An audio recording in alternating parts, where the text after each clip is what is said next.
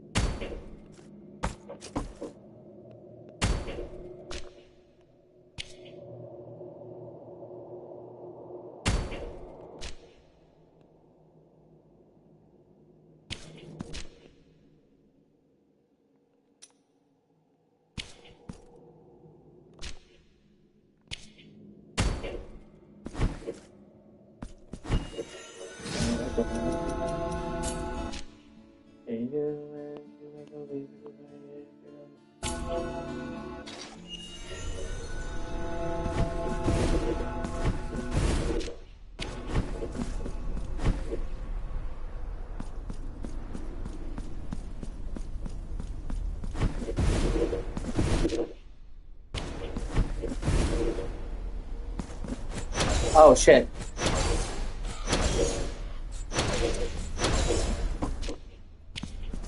Yeah, there goes my shit's fuck.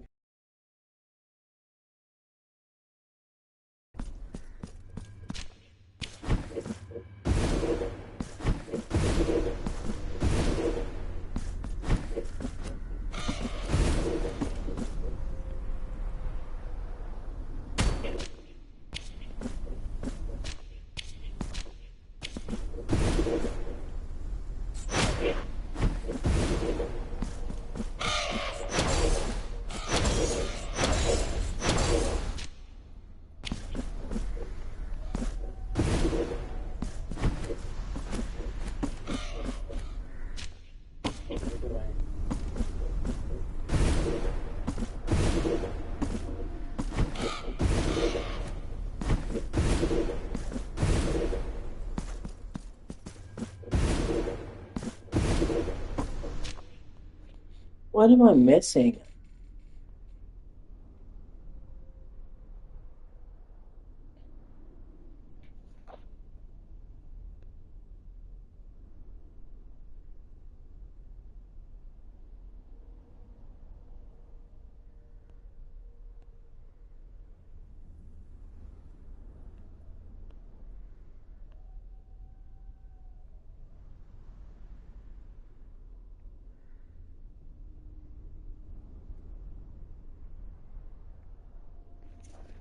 Might have to look up something about this because it's killing me. Okay, there goes my shit.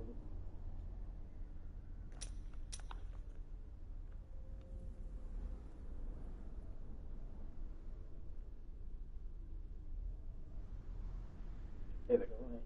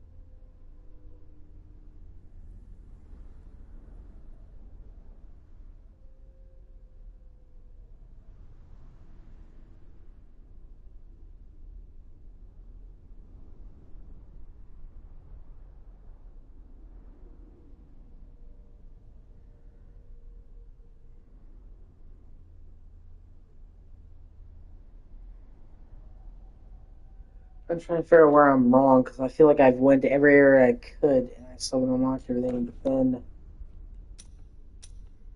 about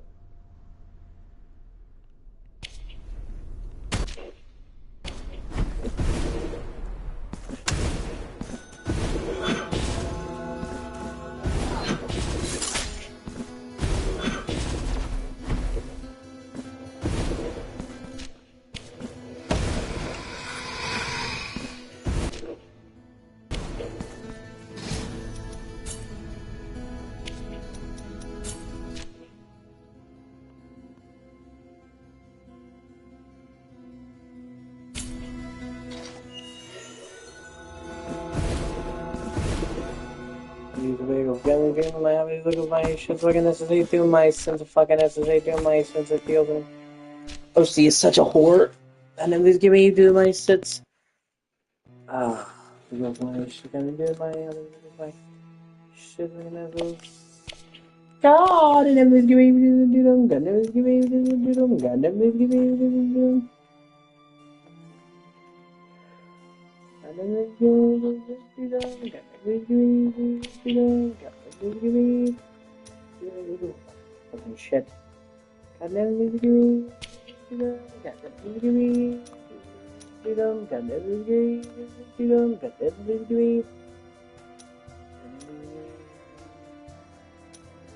God, and then please give me.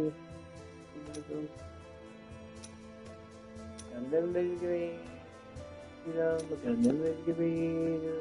God, never give me. God, never give me.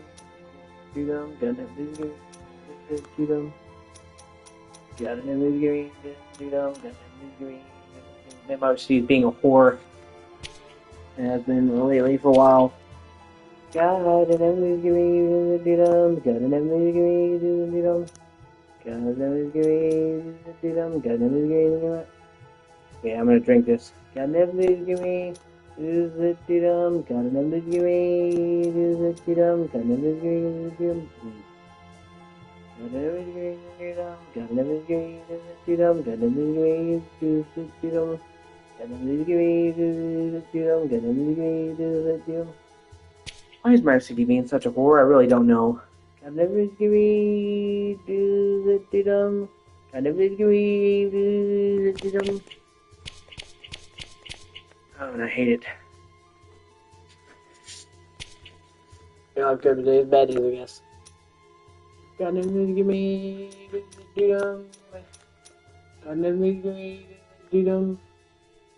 God never give me freedom. God never give me freedom.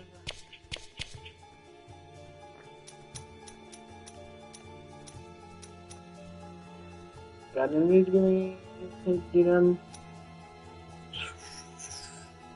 God never give me freedom. God never give me freedom. God never give me. I'm sorry, my Steve's being worse today. God never give me freedom.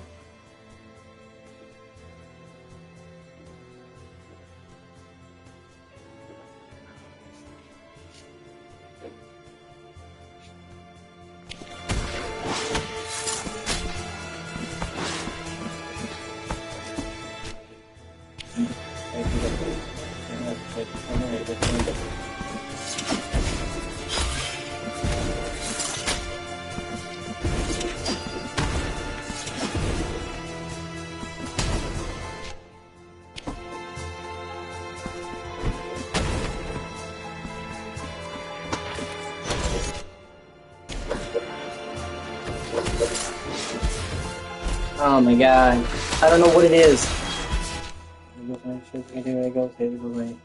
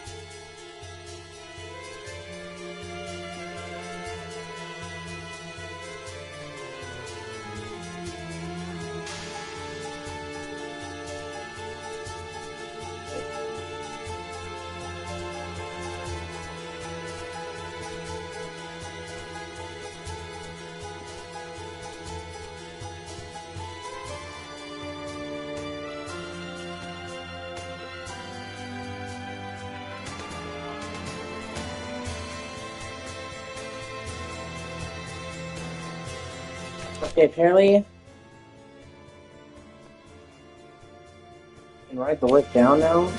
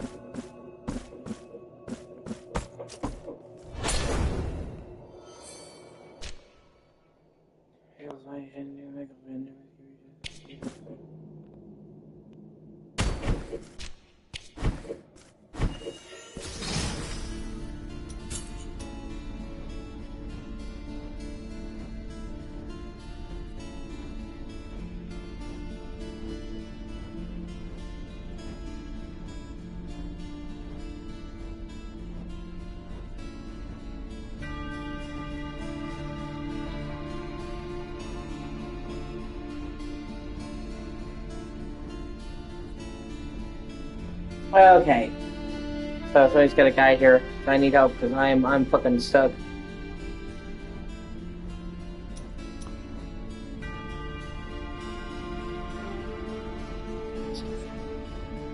Get that big deal feeling this Prime Day, June 23rd to the 26th.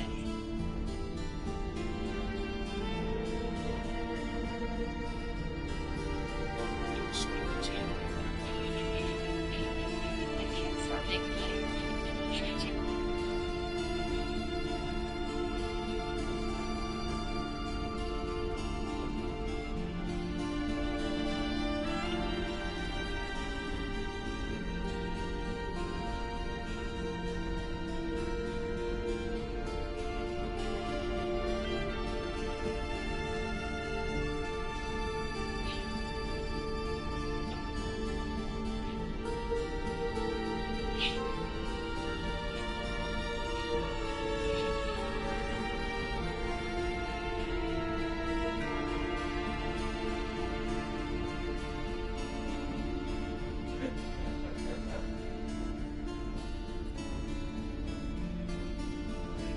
What the fuck is this?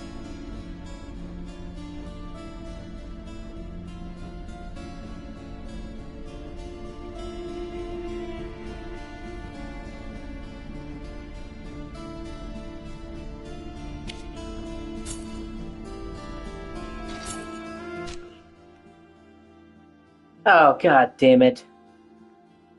Of course, it's the one fucking room I didn't get. Ah!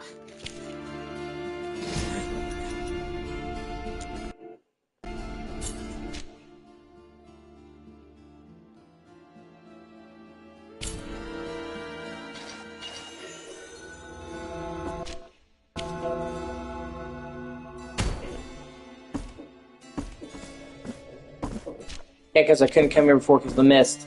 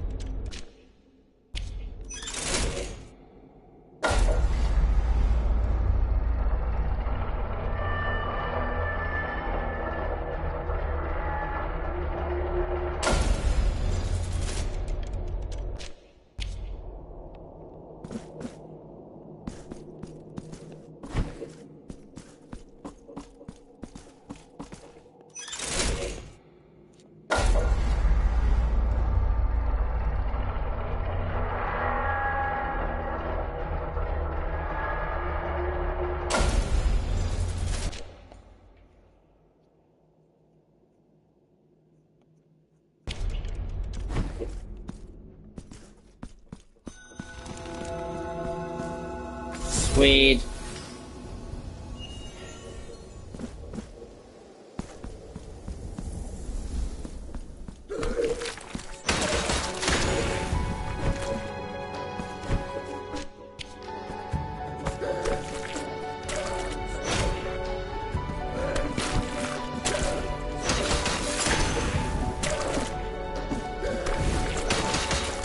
Oh, that's honestly kind of fucked up.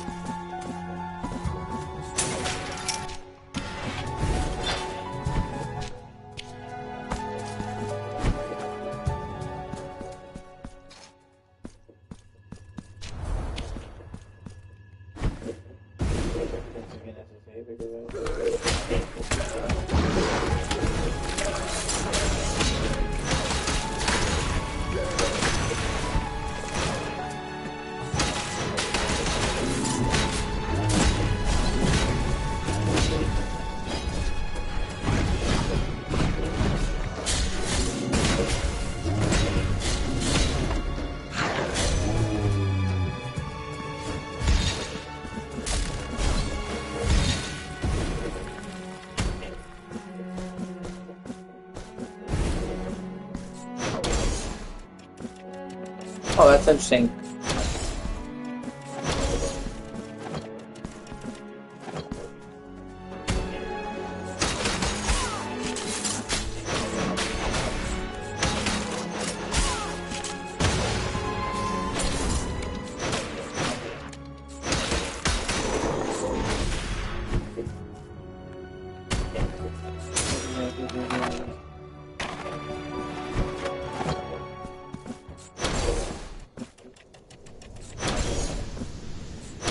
Oh shit. Oh no! Oh shit, I can make the offering of gold. And get a new summon. Yeah! Full snizzle!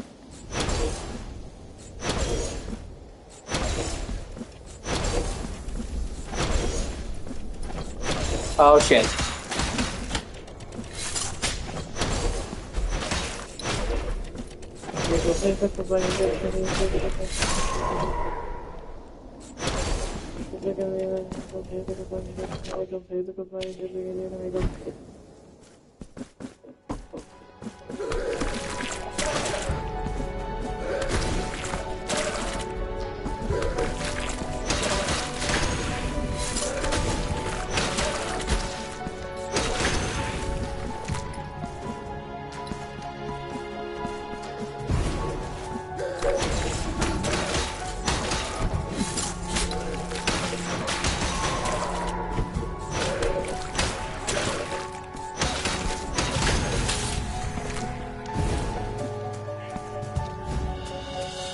Oh sweet, one more piece of silver and I can get that summon too.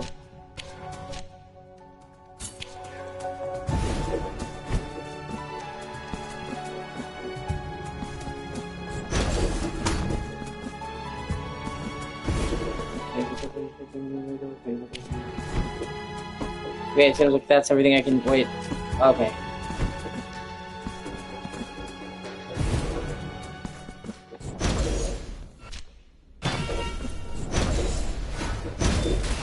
Oh shit.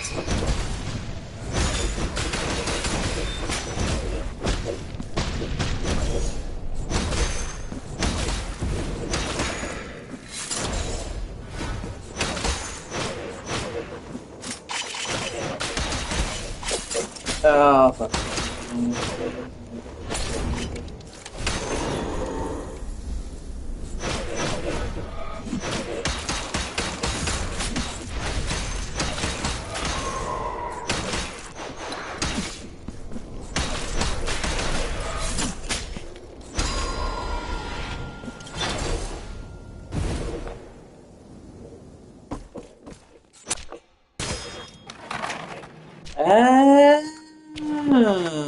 Okay.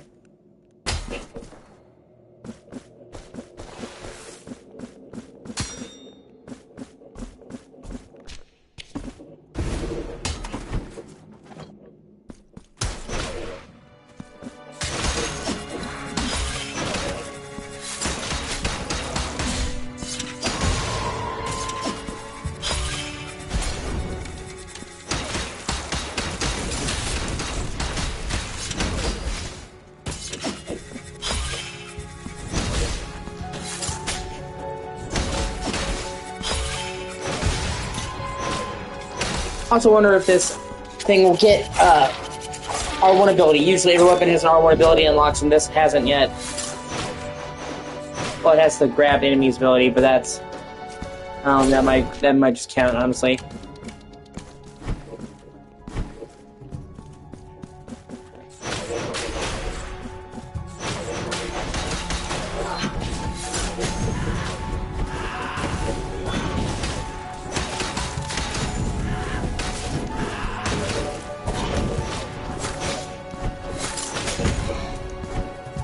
Way to go, summon.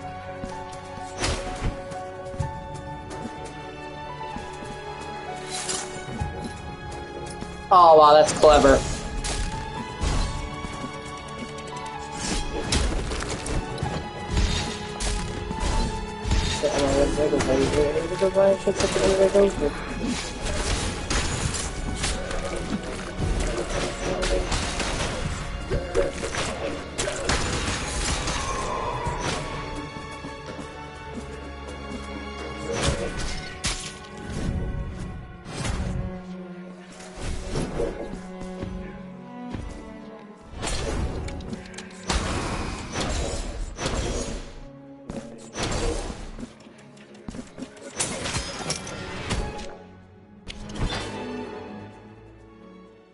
Sweet.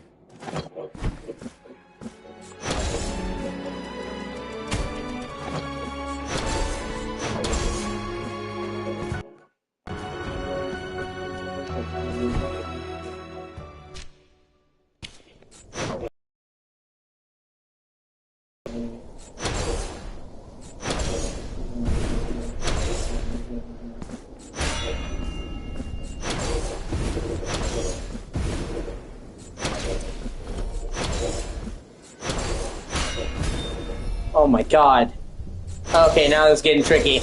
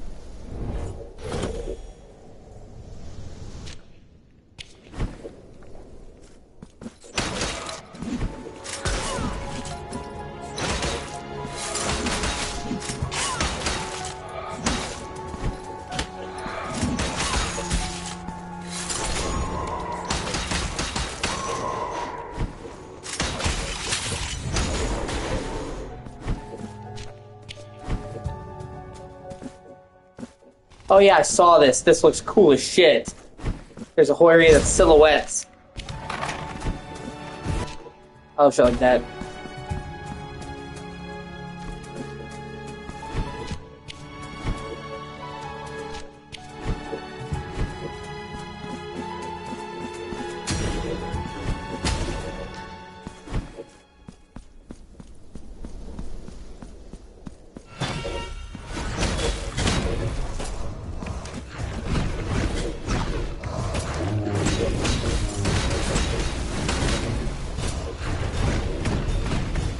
Oh my god.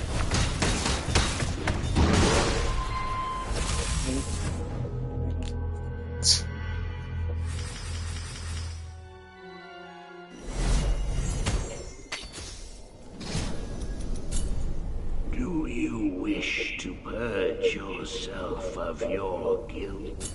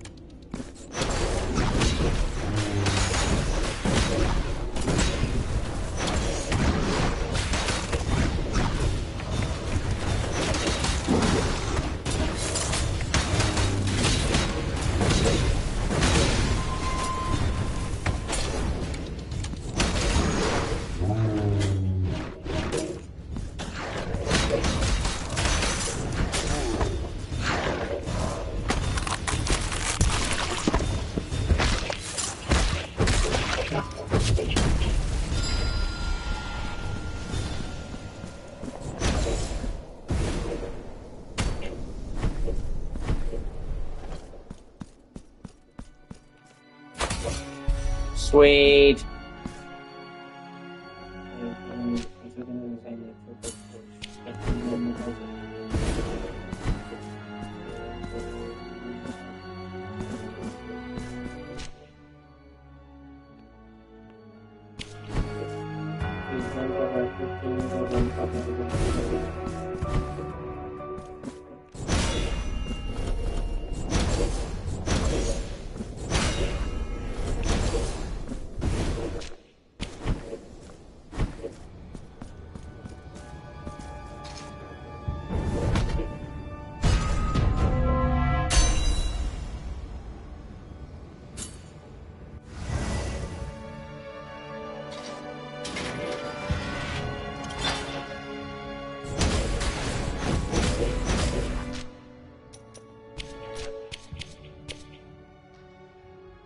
Hold down and square to launch a powerful attack.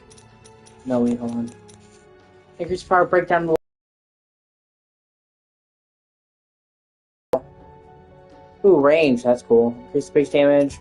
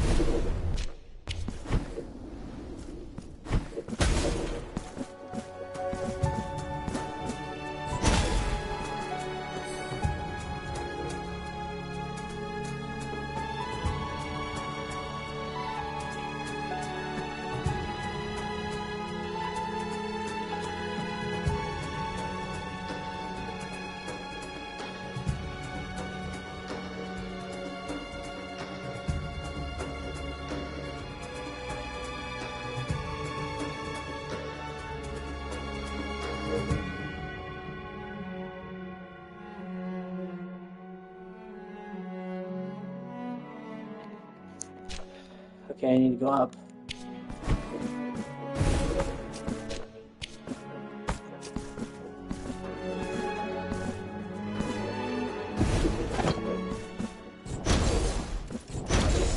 Ah, shit.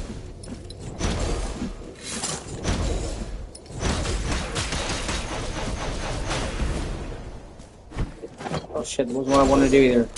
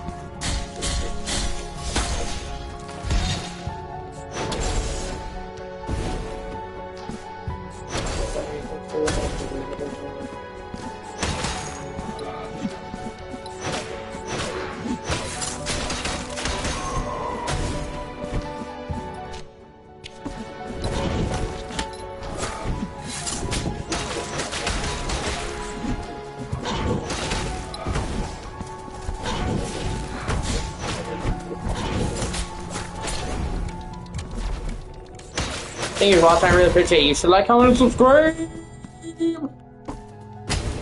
Mike, this is what you do. Sweet.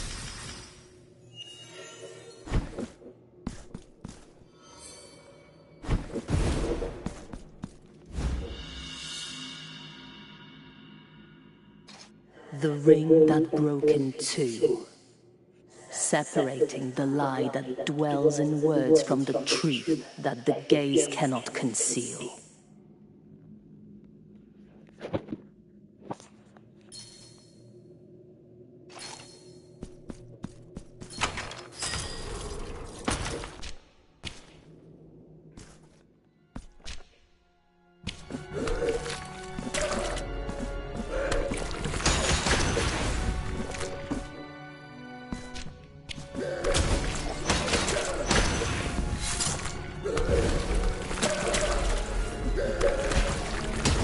Oh.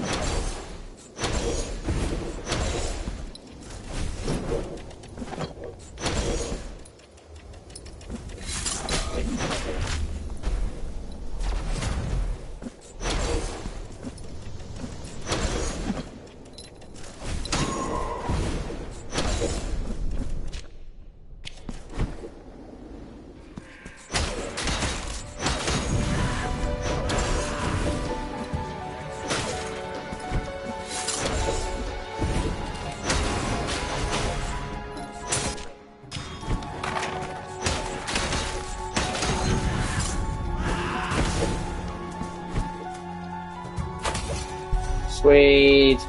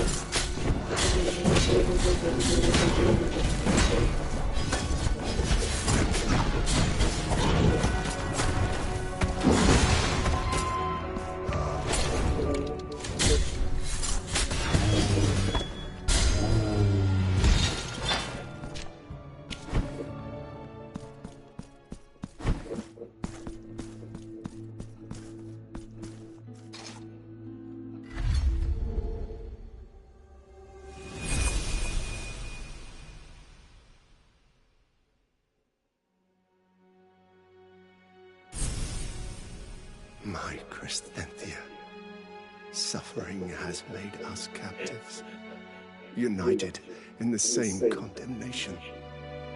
The end of your suffering is near, and with it, the promise of liberation for both of us.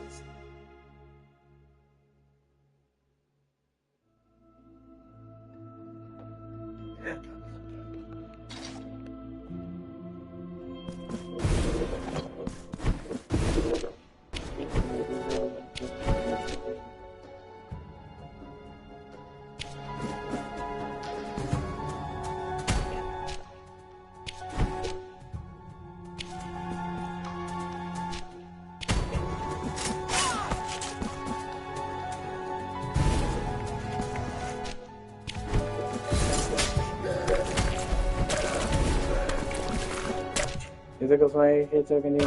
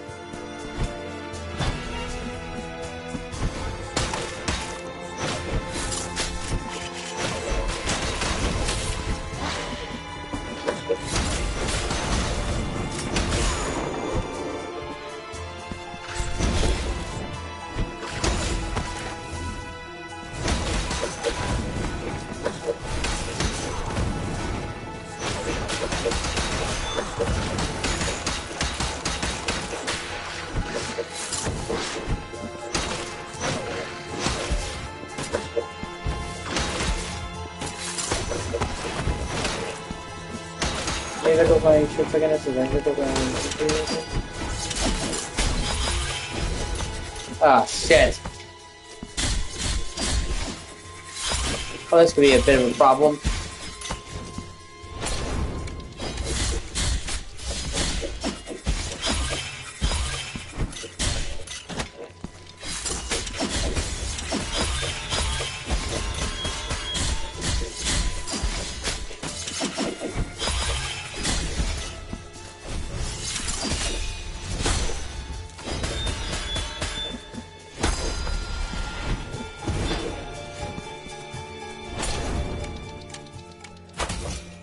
Sweet.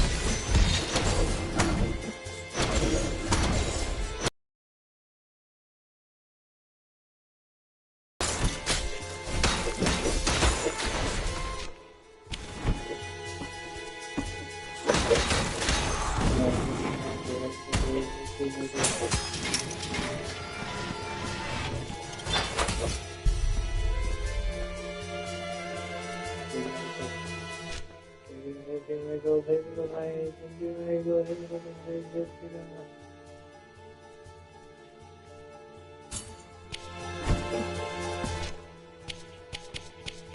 Ah!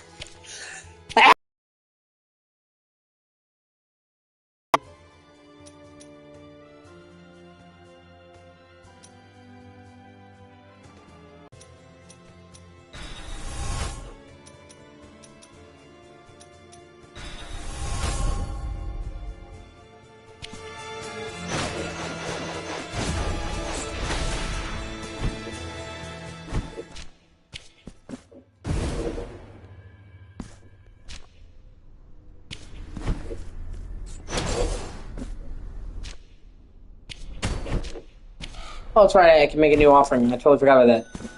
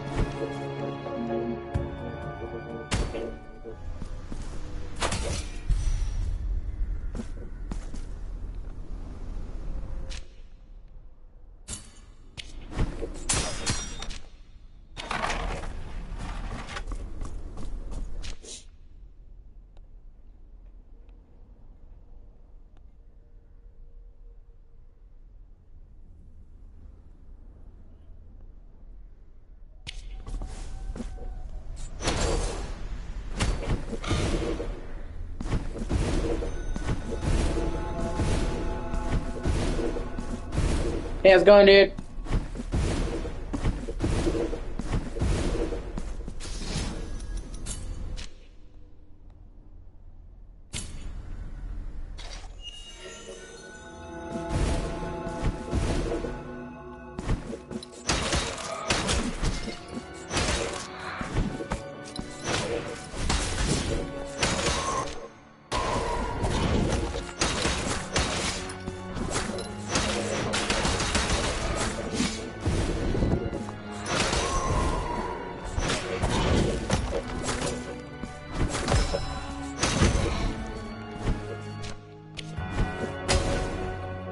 Oh, no, I will do Elden Ring, dude.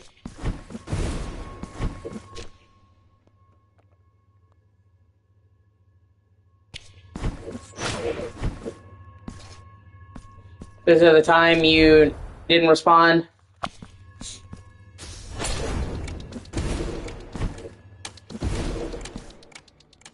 I was trying to clear this out. I'm quite a big fan of this game. And they out of the blue dropped a big ass free update.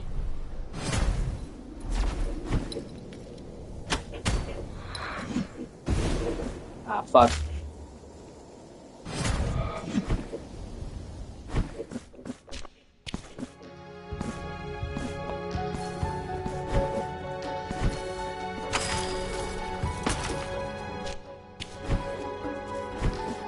Oh, sweet.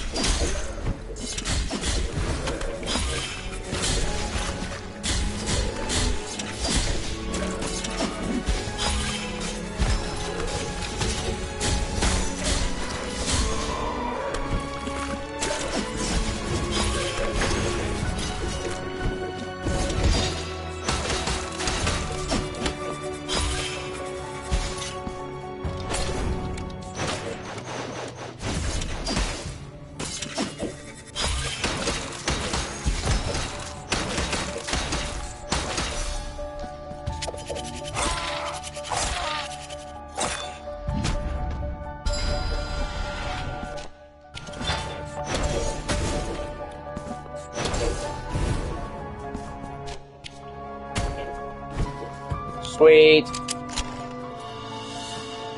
Car Solera Bitter Blood. Okay.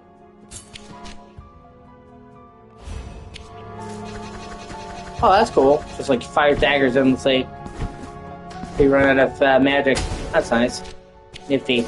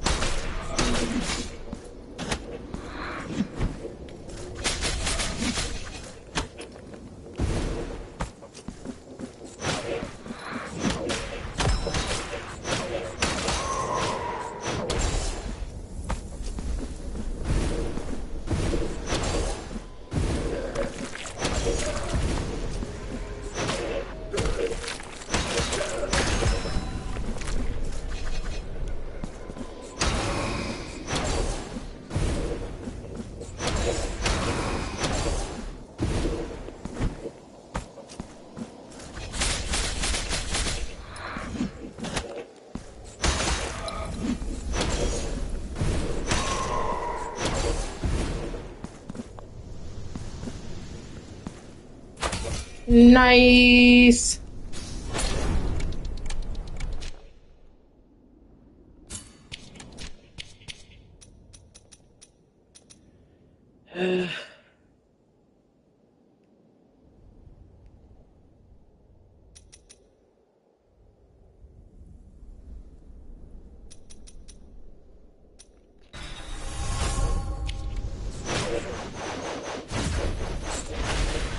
Sweet.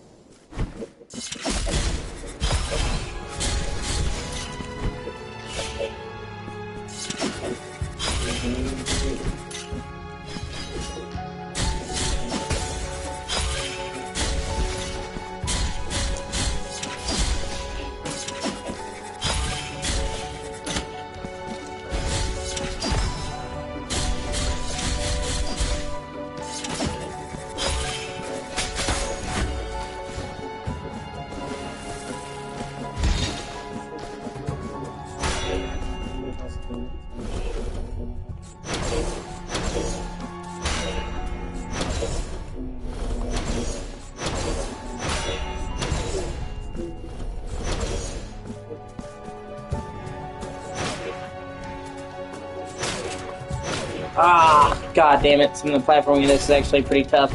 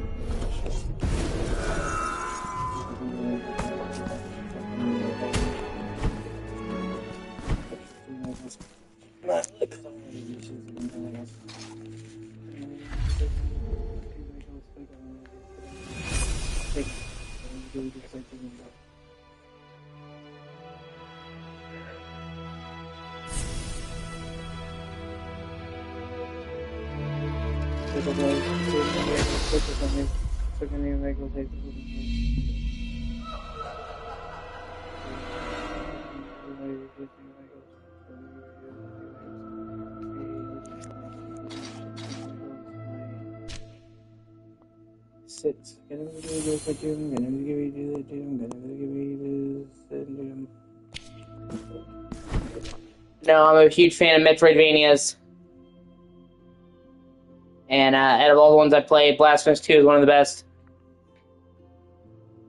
And just out of nowhere, they dropped this new a free update that adds literally everything you see over here quite a bit to the map and adds this whip. Yeah. Wait, look at something we should do. Maybe else look at something we should do. It is, yeah. And this is a Spanish game team called the Game Kitchen. Like I said, this is like a Nightmare Catholic land. Like, what if, like, they took the idea of, like, suffering for penance to the extreme? A land of unmitigated suffering.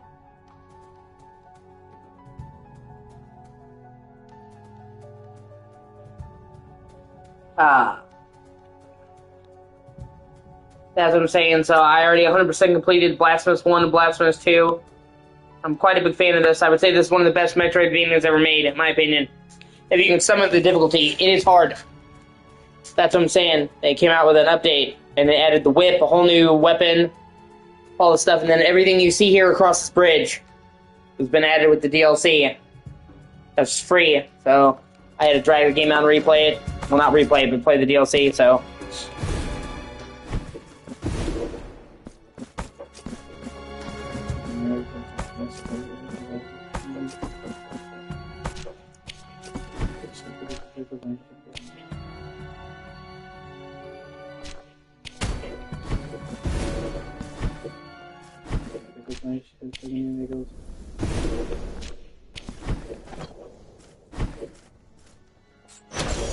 Yeah, for free DLC, yeah, it's kind of insane, actually. Like I said. So, in the base game, you have rapiers, backhanded blade, or kind of, you know, mea culpa. and Verdicto. So none of this whip is unlike any other weapon in the base game. Well, I don't know, man. Give it a chance.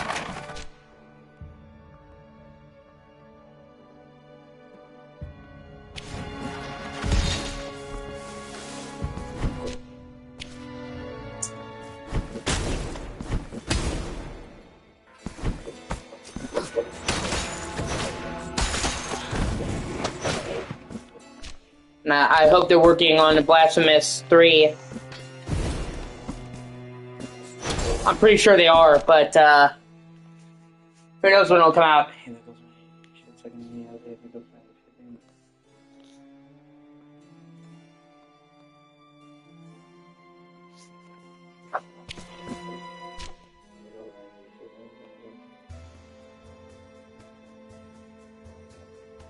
Yeah.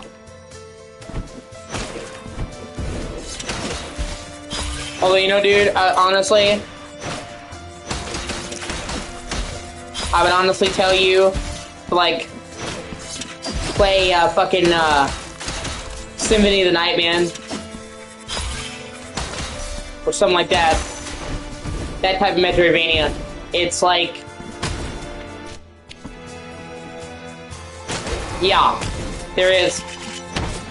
Although I would say all the Metroidvania Castlevanias are good.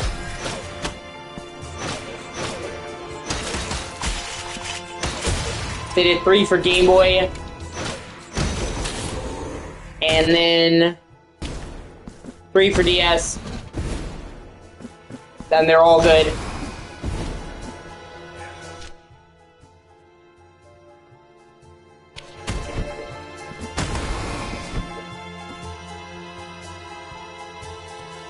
But there's kind of a split. You have the traditional Metroidvanias, which have backtracking and all that. But then Symphony of the Night kind of started the subsection of Metroidvanias, and it's the Vania in the Metroidvanias, where they're RPGs. And not only do I prefer the RPG ones, I think you would too.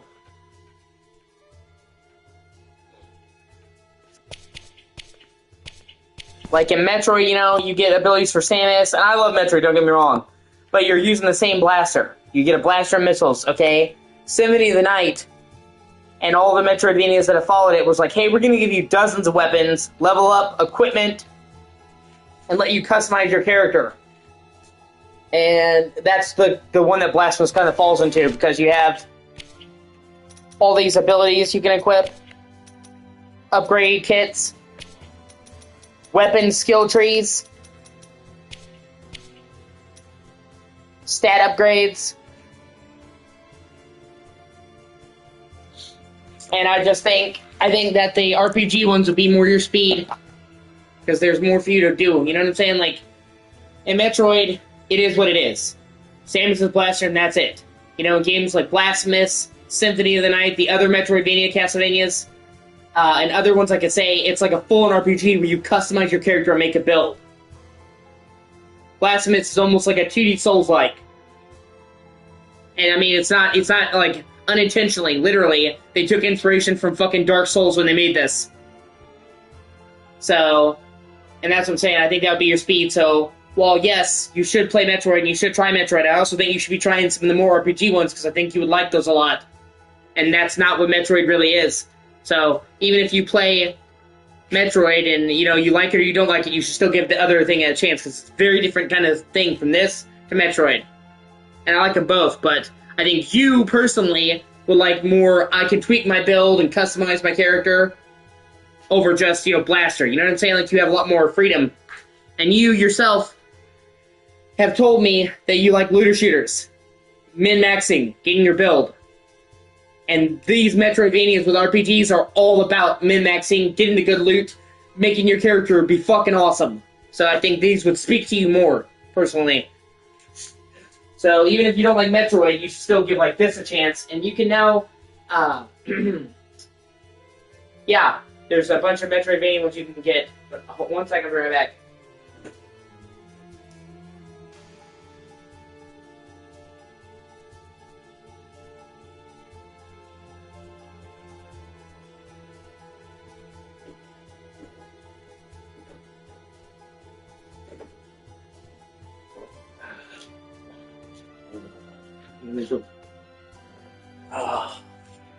And yeah, there's some really, really good Castlevania games for Game Boy and DS. For Game Boy, it's Circle of the Moon, Harmony of Dissonance, and Aria of Sorrow. And for DS, it's Dawn of Sorrow, which is a direct sequel to Aria of Sorrow, as you might have guessed. Portrait of Ruin, and Harmony of... Order of Ecclesia.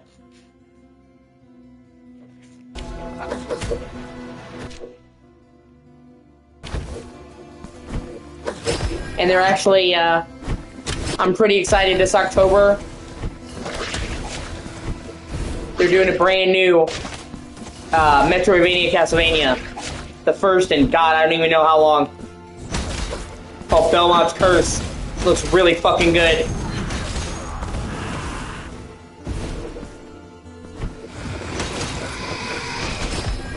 I don't know if you've ever heard of Dead Cells or played Dead Cells, but it's a pretty acclaimed indie game. Yeah, that's very true. But I'm sure even if you haven't played a Dead Cells, that you've heard of Dead Cells. Like, it's really highly regarded among, like, 2D action games. I wouldn't even call it a Metroidvania, it's like a roguelike. But Konami hired them to do a 2D Castlevania. And they are known for doing excellent combat. I've played Dead Cells, I haven't beaten it, but I played a few hours on Game Pass, and what Dead Cells does is fucking excellent 2D combat, like the best 2D combat you will ever see. It's almost like a full-on like God of War kind of Bayonetta type of game with all kinds of combos and inputs, different weapons. And I really like the combat in Dead Cells, but it's a roguelike. I don't really like roguelikes. The idea of losing all your shit and having to start over every time just doesn't do it for me. I just really don't like roguelikes. And I was afraid when they first announced the new Castlevania and it was Dead Cells, I'm like, oh, they're going to make this a roguelike? That's not Castlevania. But they're like, no, this is a handcrafted map. It's going to be a full Castlevania game. You're not going to restart. So, and now I'm excited because they're taking that combat expertise and bringing it into Castlevania. And this new Castlevania takes place in France, which is a great setting, like 16th century France. So, like, one of the revolutions. Yeah. So I think that's actually a great setting for a Castlevania game, and half the game will be in the castle, and half the game will be in the city of France around it. Believe it or not, most Castlevania games don't take place entirely in the castle. It's kind of a misconception. Usually, many of the Castlevania games are like half in and half out. Oh shit.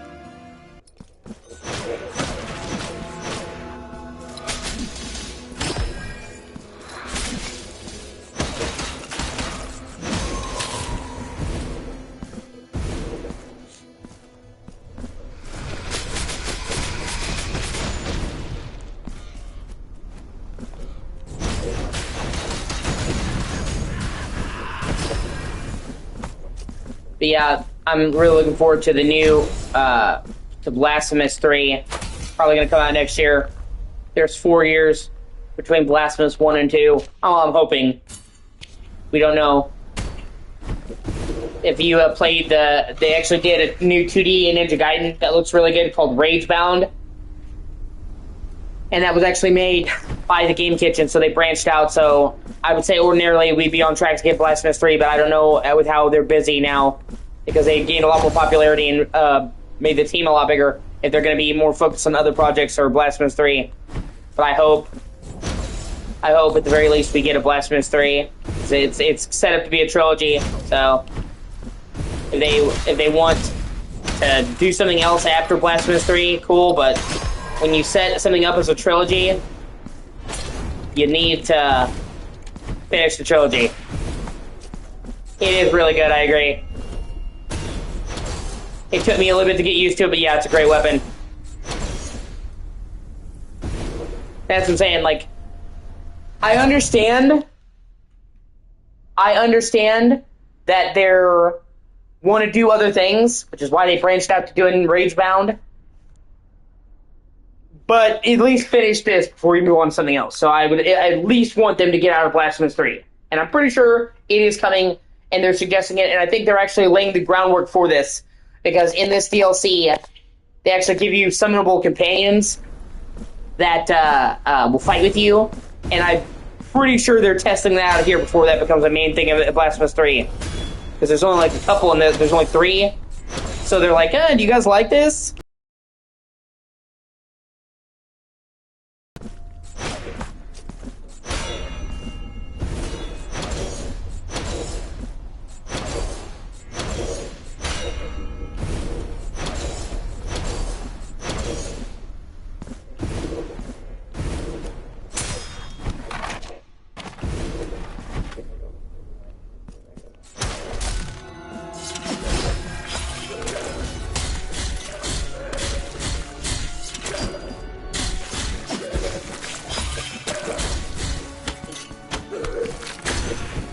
And welcome to the channel.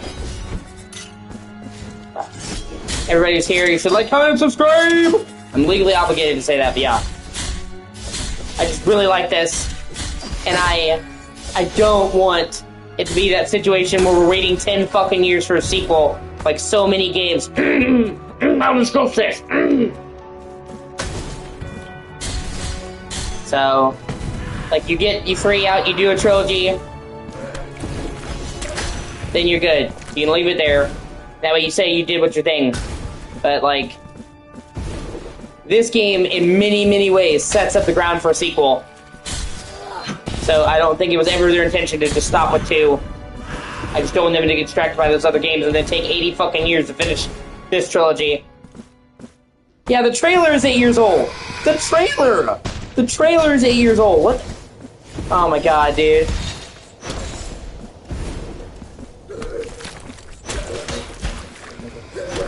That's what I'm saying. And the reason why it's taken this long is because they were stopped being just focused on the Elder Scrolls and they started doing all those things. So it's like, I'm glad that you're working on new games, Game Kitchen, and that you're broadening your horizons, you're spreading your wings, so to speak. Please, don't forget the series that made you. You would not be successful without Blasphemous. So please finish Blasphemous first, and then you can do whatever. Just don't make us wait 10 fucking years for Blasphemous 3. I'm begging you. But I don't think that's going to be the case. I'm pretty sure this DLC is kind of testing the waters for stuff in Blasphemous 3, kind of giving people an early look. And I think we're probably going to get Blasphemous 3 next year. Because when they did the new Ninja Gaiden game, which I've heard is really good. It's on my playlist. It's like a new 2D Ninja Gaiden. But I've heard it's like excellent. Because it takes a lot of the stuff from the 3D hack and slash ones and puts it into 2D. So it's like a hybrid between the new and the old. But I think they branched out into 2 teams. And if that's the case, then yeah, we probably will get Blasphemous 3 real soon. If they branched out into 2 teams and they had one team doing Ninja Gaiden Rage Band, they probably had another team in the back burner doing Blasphemous 3 and this. So, well, I hope. I can only hope. Like I said, I have played so many of these Metroidvanias. Yeah, I'm a big fan of the genre. This is one of the best.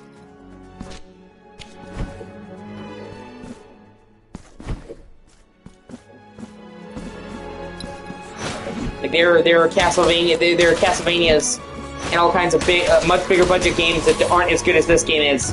The world, the universe, the platforming, the weapons. Blasphemous 2 fucking rules, and you can tell, like they really hone their craft. Blasphemous 1 was pretty good, but still kind of rough around the edges. Blasphemous 2 is fucking great. So, like, if they're continuing that trajectory of, like, building on the games, getting that, Blasphemous 3 could theoretically be one of the all-time fucking great Metroidvania games ever. I mean, I would already put this very high on the list, but I'm talking, like, all-time generational contender, because, like, if you played Blasphemous 1 and then you played this, the difference in quality is fucking astounding. They did not just, oh, we're doing a little bit more. They fucking leaps and bounds. Like, to give you an example, I would say the jump from Blasphemous 1 to 2 is like the jump from Arkham Asylum to Arkham City. It wasn't, oh, more of the same. Like, Blasphemous 2 just leapfrogged over the first game. So if they keep that thunder up, we'd have something very special.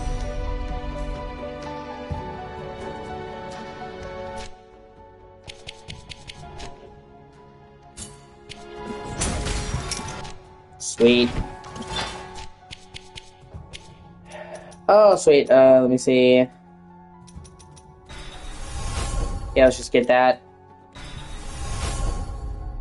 Increase the damage. And then, so that means I only need to find 3 more to max out the whip. Okay, so I'm making headway. And not only that, but you being you being Latino yourself and Catholic, I think you might really like the universe in this game, where it's set in like a Spanish Catholic hellscape.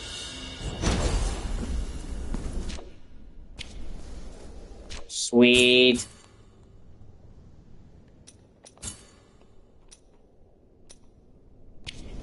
And it's very authentic because it's made by a Spanish game team. Yeah.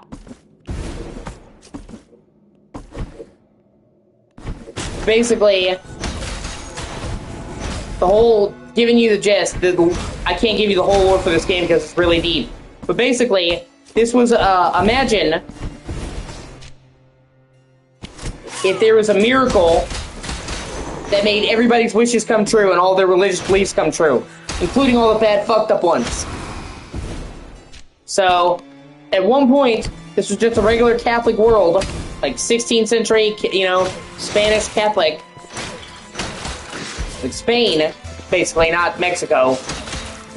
And due to some fucked up thing, everybody's religious, like, fervor came to life. And since back in this time, Catholicism heavily equated pain with the faith, and like people used to flagellate themselves to repent.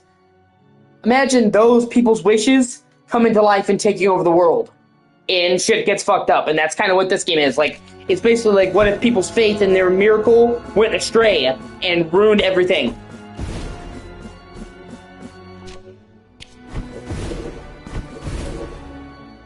And it's got really, really, really, really good setting, characters,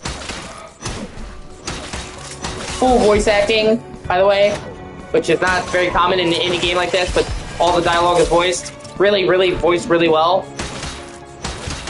And it's very deep lore-wise.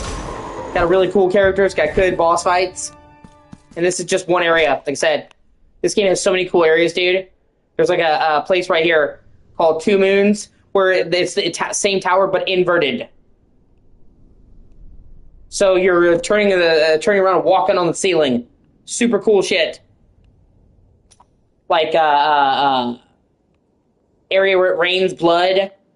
Fucking big aqueduct.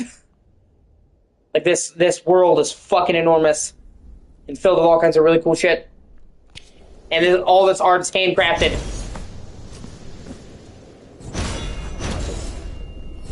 As I'm saying, so this was made by like a very, very small team. They did such a good job with this. Like I said, and from that they've gotten success with other game companies, like licensing Ninja Gaiden and all that stuff, and that's cool. But I don't want them to forget, you know. Yeah.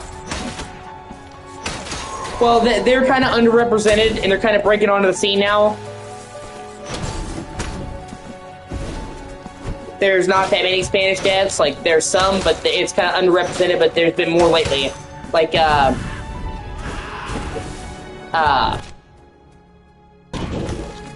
game I really like is Tormented Souls and Tormented Souls 2. Though that is made by a Spanish team from Spain. And it's like a Resident Evil, like a classic throwback to the original Resident Evils. But once again, with Catholicism. And I've mentioned it before. You may even have seen me playing it, and that was made by a small Spanish team as well. And I love that game.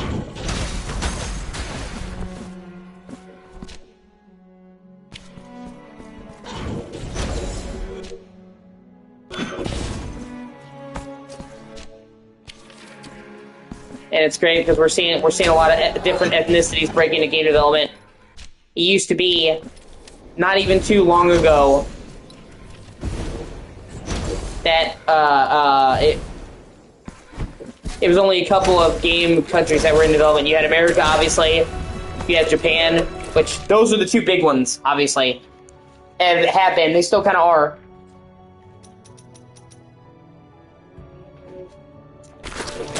Is gold and Japan in the east and America in the west. But then you started getting Poland with like CD Projekt Red came in and they're great. And they've led the charge of Polish developers.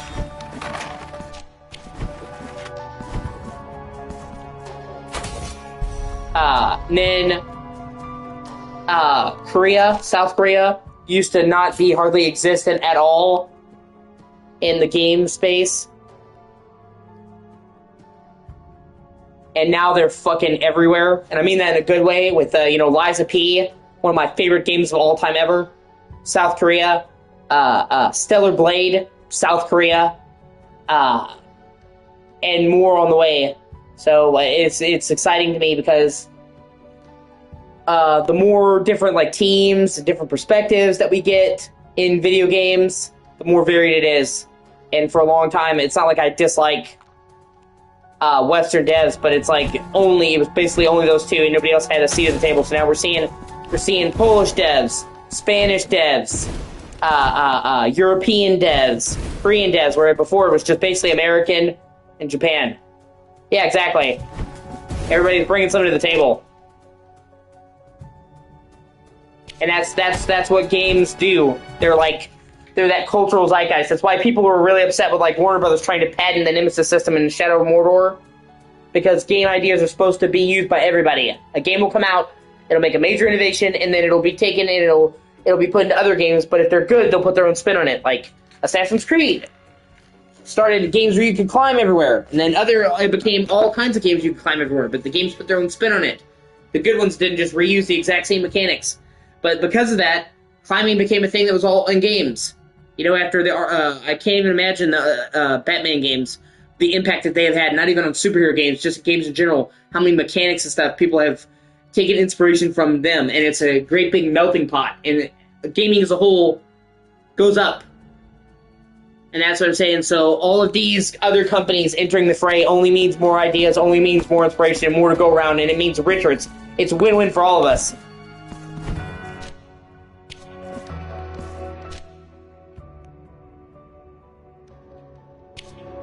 And also, Western game developers, they kind of need to be checked.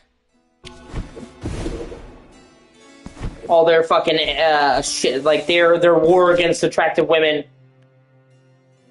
is just very tiring. And when I say that sounds like some tinfoil hat shit, man. But Microsoft literally was exposed for having a memo telling their developers they should avoid curvy women. And said, well, you shouldn't really use these body types. And they didn't outright say, Microsoft didn't outright say, don't put curvy women in games, but they said, here's some body types you should probably avoid. And coming from corporate, you should probably avoid basically means if you do this, we'll fire you. Okay? So, Microsoft is basically saying, don't include curvy women in games. And same with Western developers, where it's literally, and it's really frustrating because it's to the point where they're taking. Nobody wants these women to be insanely sexy. Maybe some do, but I'm saying the majority of people in the world, Alex, are not gooners. Okay? There's some hardcore gooners that want every chick to be, oh, cool, and moan and shit. Most gamers are not like that. Okay? Most women, we don't want the super sexy tits out to here. We just want an attractive woman. If we're gonna play a woman in a game, we want them to at least be good looking. Nobody's asking for them all to be double D, fucking running around in a fucking two-piece bikini. Just not ugly. Nobody wants to play an ugly character, especially in a power fantasy. So, like, they're literally, I showed you the other day, like, they have Haley Atwell in the new Fable as the villain, and that's all fine and good. I love Haley Atwell, and she's a British character, Fable's British, but they literally made her look way, way more ugly than she is in real life. There is no way that's not deliberate. And it's like, at that point, why? You're literally going out of your way to make them more ugly.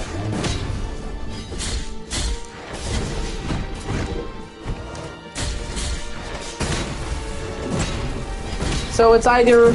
So, like, the choices that we have is either fucking Dead or Alive Extreme Volleyball, or fucking everybody gets hit with an ugly stick.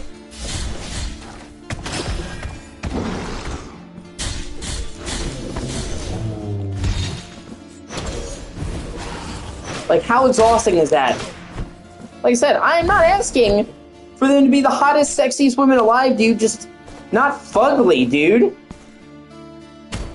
And it seems like it's either they're fucking, like I said, to the extreme, or, yeah. Which, by the way, that game would not get made today. You want to talk about how gaming has changed? That game would never be fucking greenlit today. And fuck, if that game came out just a few years later, that would be one of the most controversial games ever made. Like, that game, the series just kind of barely missed that cutoff. Now, I'm glad that it did. But yeah, that is a game that could not be made today.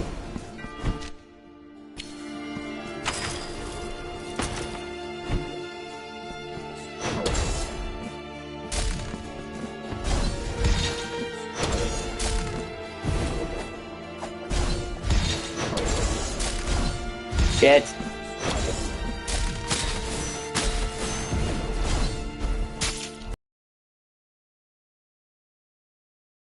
Shit, holy crap. And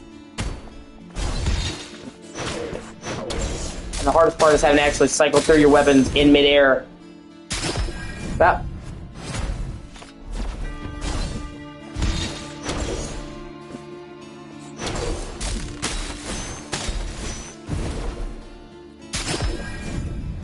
Almost.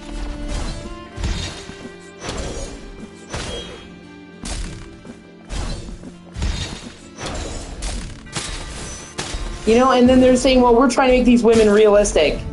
Like, okay, yeah, sure. Like I said, you're trying to make them so realistic that you make them ugly. Like, I remember, I'm sure you've probably seen the whole thing over Fable, Alex, when they first showed off the game. They showed the ugliest chick, and people are like, well, she's just realistic. And then they actually showed that the main chick in Fable, the actress that plays her, is literally prettier in real life. So, like, if we're being realistic, why didn't you not make her look like the fucking model? You made her look uglier. And then it's funny because it all turned out to be for nothing. Because thank God, the new Fable...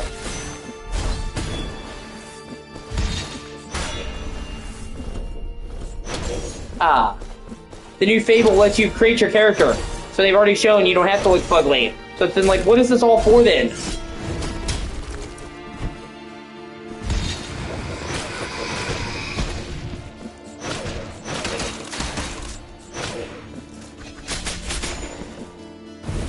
I will say, something I'm really happy of. Sweet. Only a few more. I think one more and I'll be able to max out the whip. Yeah. Yep.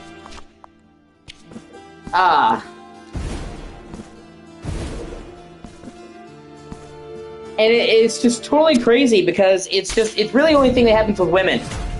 Like, well, you can't... Yeah, that's what I'm saying! And actually, I know a lot of women who are upset with it, by the way. A lot of women are like, what the fuck is this? I don't want to play somebody ugly. Cassandra, she's in the group, is Sophie. She's even said that she wants to play a pretty woman. They don't want to play fucking ugly chicks. Nobody wants to play an ugly chick. That's what I'm saying. Most of the women don't like it. So then, if the men don't like it, and and the women don't like it, then who the fuck are you doing this for?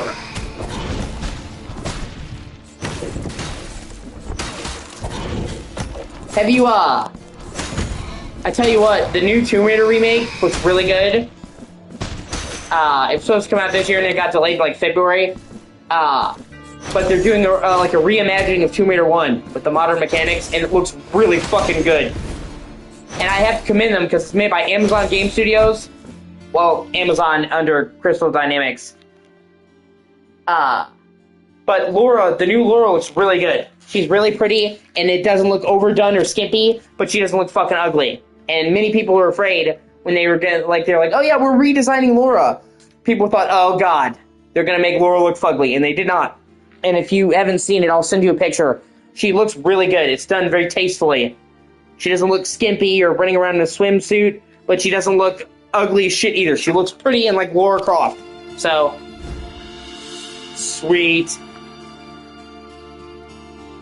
So I have to commend them for Amazon to do a major game like that and not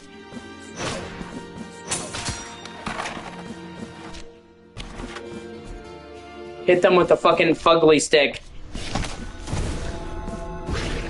Okay, then you've seen the trailer. Yeah, right? It looks really good.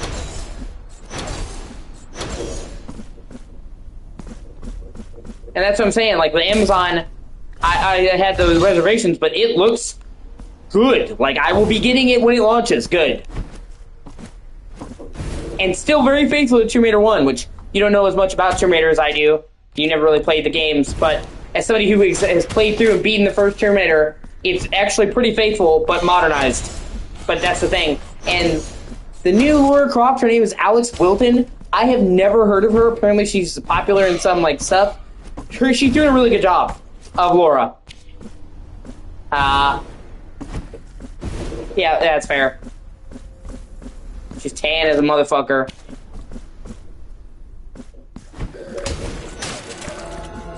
But that's the thing. When you're outside all day, you're gonna get dropped several shades. But I had never heard of the chick who plays her. But now I'm excited for her. She has that, I'm not sure how to put it. She has that...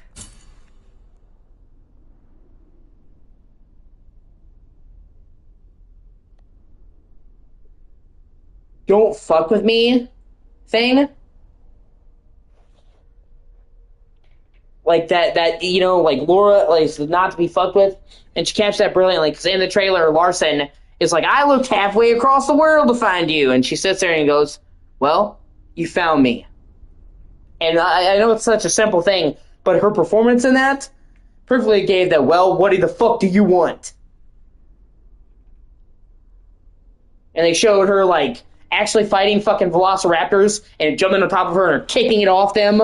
They showed, like, you know, the first Tomb Raider was notorious for a T-Rex boss, but the combat was, like, the weakest part of the original Tomb Raiders. Now they actually showed her running from a horde of velociraptors and a T-Rex and, like, swinging through a fucking building as the T-Rex tries to eat her. So it's like a giant chase scene with the T-Rex. Showed, like, the Pharaoh in fucking Egypt, the Greek ruins. And I'm the most excited for that. In the original Tomb Raider, my favorite level, and most people's favorite level, is called the Tomb of Sir Francis Folly. And that's in the Greek section, because Tomb Raider 1 has Peru, Greece, Egypt, and the Lost World, aka Atlantis. And for most people, that level's the best. And I hope one of these days you play, like, the Tomb Raider remaster, because it modernizes controls. But it's like a level filled with many other levels. So you're in this giant central hall of Greek ruins, and each one is based off of a Greek god. So you have to get Hephaestus, Poseidon, Zeus, and I forget what the fourth one was. And each room, Damocles. Hephaestus, Poseidon, Zeus, Damocles.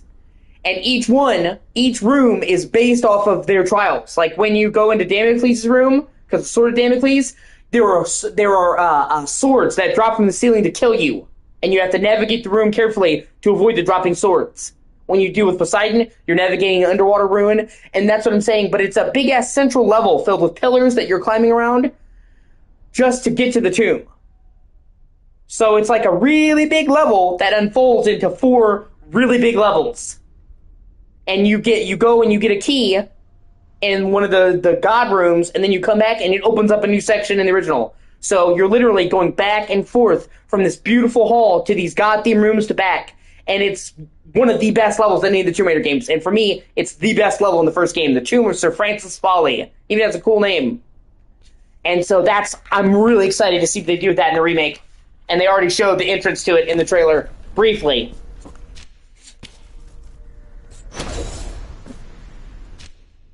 And the whole game is good. Don't get me wrong. There's stuff in Egypt. You navigate a pharaoh, or sphinx, I mean. But that level was the highlight for me. And there's an assassin chasing you, a French assassin called Pierre. And so he's playing cat and mouse with you in the ruins. Because he wants to prove that he's better than Laura. So, rather than just killing her, he's trying to outrace her to the artifact. So they're like, you repeatedly fight him through the area. When you go. So, you're in this Greek tomb and you're playing cat and mouse with this French assassin. And it was pretty fucking good.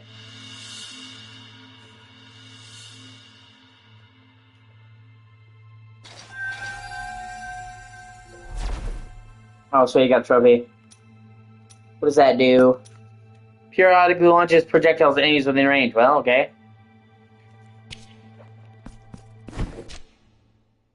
Well, let me check the trophy list real quick. They added new trophies in this update, which is great.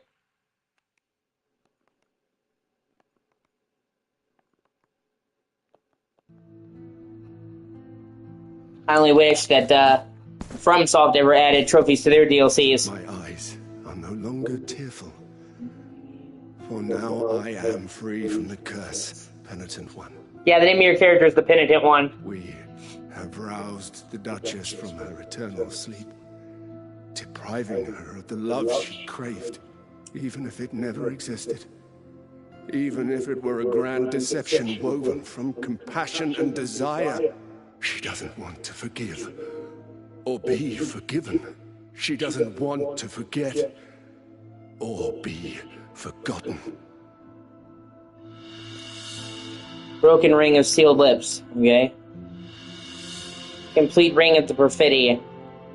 Here. Now you have the complete ring. With it, you will be able to enter her chambers, where memories still twist. She awaits you there, Penitent One.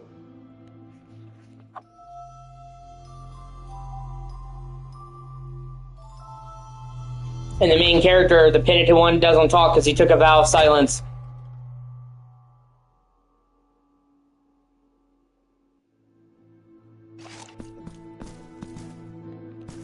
She awaits.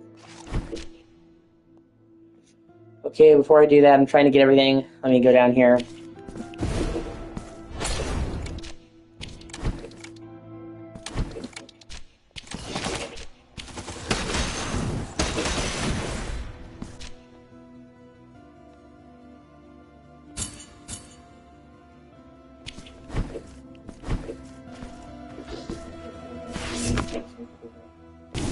So, like I said, I'm really looking forward to the new Tomb Raider. And I really like what they're doing with the timeline, because they're unifying the timeline. The timeline of the Tomb Raider games got really fucking twisty.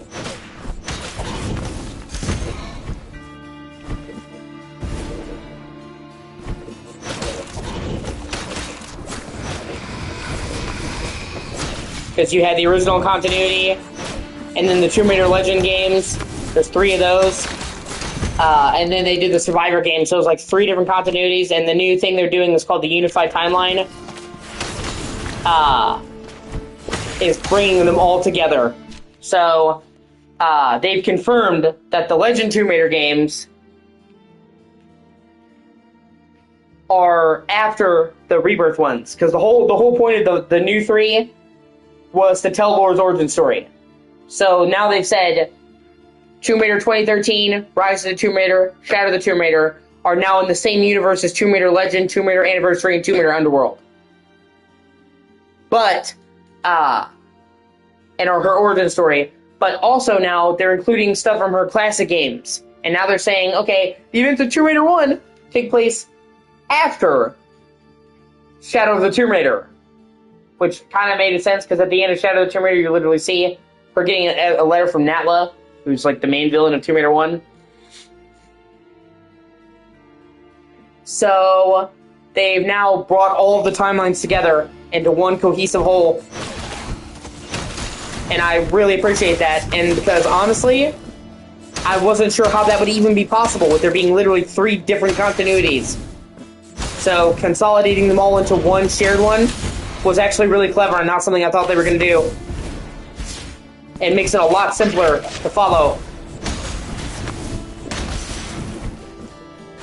And also because they're currently working on a brand new Tomb Raider 2. It's called Tomb Raider Catalyst. And it is many years after all the rest. And it showcases Laura in her prime. She's been doing this for over 10 years. And that takes place in India, and that's supposed to be an open world Tomb Raider.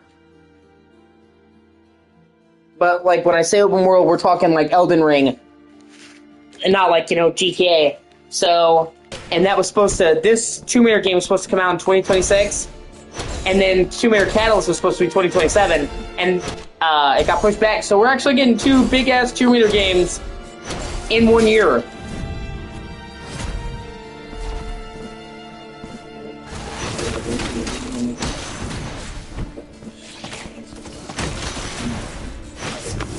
Reimagining of the first game in a brand new adventure.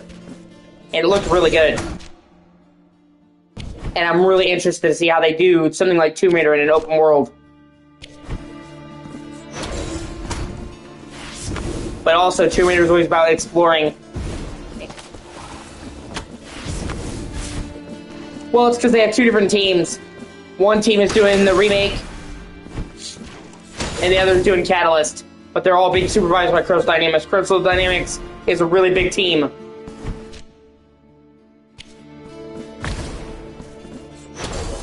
And Amazon has a lot of money, so they have the budget to fund multiple games. And that's really good. Because, honestly, I could see that... I could see this being the start of a really good thing. Because they do the remake of Tomb Raider 1. And that goes well. What's next? Well, we have Tomb Raider 2, 3, 4, and 5, and 6. They could remake.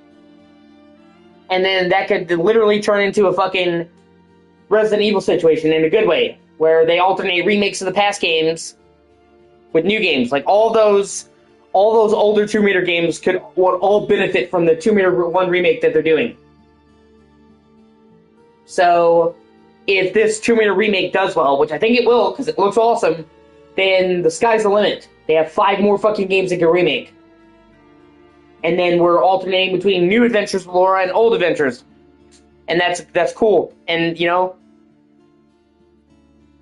and the last Tomb Raider game, I believe, is 2018, with Shadow of the Tomb Raider. So, it's been like fucking 7 years, going on 8, without Tomb Raider game, so... We were due for a new Laura game for a while.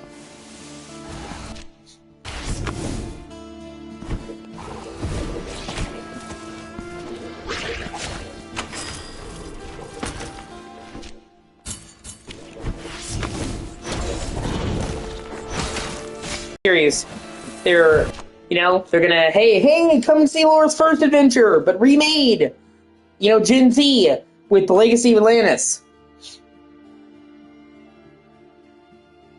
And then, and now we got a new Tomb Raider game. So the existing fans can jump into the new game, but, like, everybody who started out with the new remake can immediately jump into a brand new Tomb Raider.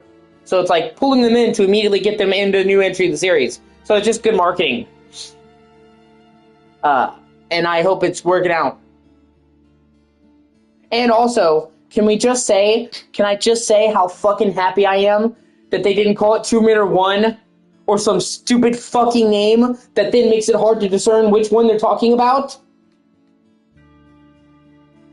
we have all these games who think they're clever. Ooh, Battlefield 1, Mortal Kombat 1, and it's the dumbest thing ever. And then you have to say, when you say Mortal Kombat 1, do you mean the original Mortal Kombat? Do you mean the 2009 Mortal Kombat that's just called Mortal Kombat? Or do you mean like the 2025 Mortal Kombat that's called Mortal Kombat 1? Even though it's actually like 12 in the series.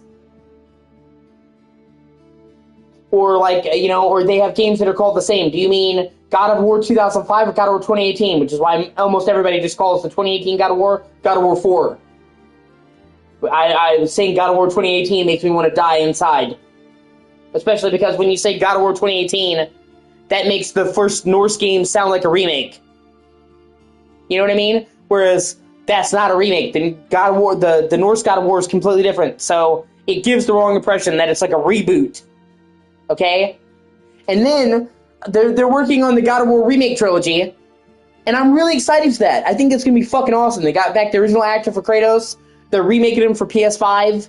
They're doing all three at once. Like, imagine God of War 1 remade with modern graphics and technology. That's gonna be awesome. But then, do you mean God of War 2005? Or do you mean God of War 2018? Or do you mean the remake for God of War in 2027 or whenever? So now we have 3 games called the same thing!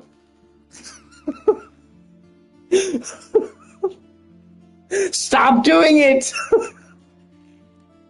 And that's why, like, literally, Tomb Raider 1 was all about Atlantis.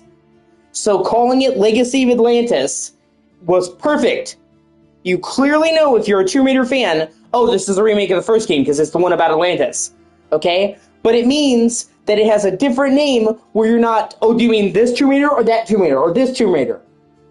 So you can literally know the exact, and it stands out. So, bravo to them for not just calling it Tomb Raider. So now, if I need to Google search, the new game comes out, I won't be like, oh, do you mean this Tomb Raider, or do you mean the new Tomb Raider, or do you mean this other one? I can just find that fucking Tomb Raider. So, with the look for Laura, and actually making her look attractive, giving her a good voice actor, the naming scheme not being stupid, keeping the old school style of the levels, but modernizing the gameplay, but the levels are intact. They're reimagined, but they're intact. Like, they may have taken the same levels, but they're keeping the style there, but they've mixed it up. You're fighting the T-Rex and the Lost Valley, but now instead of it just being a kind of shitty boss fight, it's this big-ass chase with the horde of Velociraptors. So, they took something that was there, it's still what you think the T-Rex that the game is known for, but it's spun around in a new way. And that's what the game is. I've seen several screenshots, and there are things I can literally recognize, like, there's a puzzle in the first Tomb Raider where you have to activate this giant waterfall gear. They've shown that, but it's a different puzzle. So, they're keeping all the things that you know and love about Tomb Raider, but they're modernizing the gameplay, and they're making the levels bigger. She's got the grappling hook. She, in the 2013 Tomb Raider, if you play that, she has a climbing axe. She can knock into walls. They showed her using that in the trailer. So, from what I've seen, which obviously we're going to have to wait until we play the final game, but from what I've seen, it looks like they're doing a very good job of modernizing Tomb Raider, but it's still keeping the spirit of the original Tomb Raider and not feeling like it was made for modern audiences. And I am a huge Tomb Raider fan. I played all the games, and I was really like, I'm excited for a new Tomb Raider, but Amazon? And they kind of have won me over, honestly. I was really fucking skeptical at first. I thought they were going to beat Laura with the ugly stick and make her look like Greg Croft.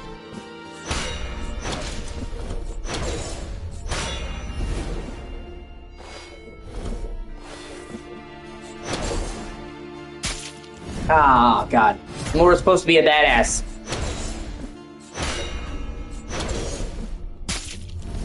So I'm actually hopeful now for Tomb Raider, because a few years ago we were done.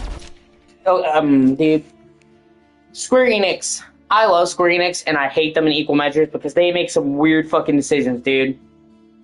And they have really unhigh expectations.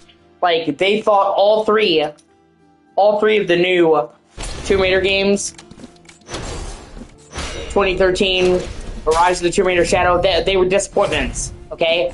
Dude, Tomb Raider 2013 sold 20 million copies and is the best-selling Tomb Raider game ever. Rise of the Tomb Raider sold 15 million copies. And Shadow of the Tomb Raider sold over 10 million copies, okay? So, you have 3 games that have combined sold 40 million copies. Not one of them sold under 10 million. And you think that those are disappointments?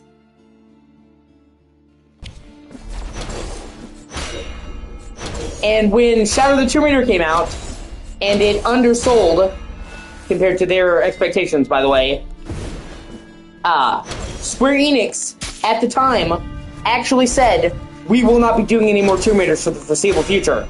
We're done with Tomb Raider. So at that time, it seemed like a fucking death sentence for the series. Because they're saying, for the foreseeable future, we will not be doing any more Tomb Raiders. They underperformed. And we're moving the studio into other things. So, corporate speak, that was like, oh shit, we're done. And then they sold off Tomb Raider, and I thought, oh god, that's even worse. Like, basically trying to get rid of it. They see Solo, and I was like, oh no, Tomb Raider's fucked. Especially when I heard it was Amazon that bought them. I'm like, oh man. And now, I actually have hope. This is gonna be good. Like, it's looking really good. And we went from not having any Tomb Raider games in 8 fucking years to having 2 on the way in 1 year. 2 good ones. Shit. Yeah, some of the platforming, man. And that's what I'm saying. For a long time, they said there won't be any more for the foreseeable future, and then years went by with nothing. So we basically, it seemed like the series was dead. I honestly thought Tomb Raider was dead and we probably wouldn't get any more. And honestly, like, Square Enix, you know I love Final Fantasy, and you know I'm a huge fan of, like, a lot of Square Enix games, but they fucking dropped the ball so fucking hard on so many of their Western studios, dude.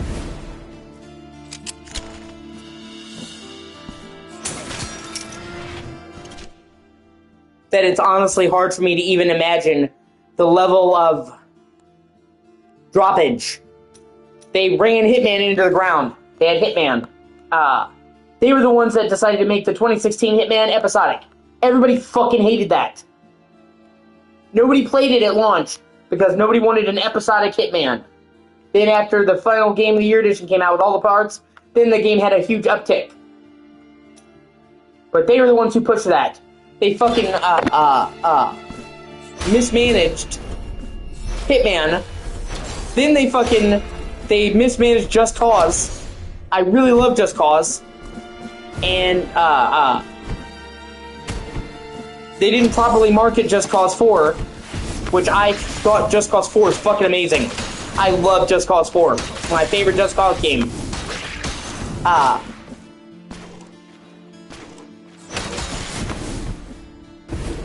And then they canceled the Just Cause series.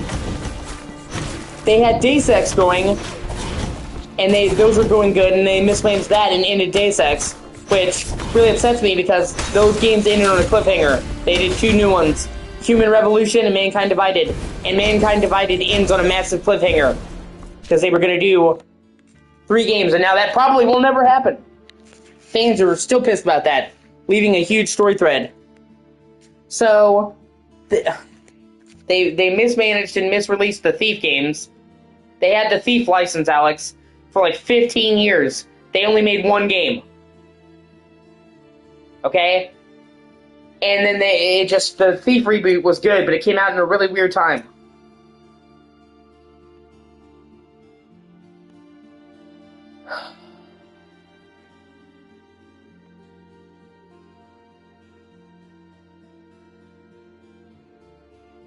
And then, like I said, after 15 years, you made 1. You made a total of 1 fucking Thief game. So, they had all these Western franchises, dude, that should have been like a fucking bona fide hit, man. And they ran him into the ground. They killed Tomb Raider, they killed Just Cause, they killed Hitman, although Hitman was able to come back to life. It was only after they left Square Enix and became indie.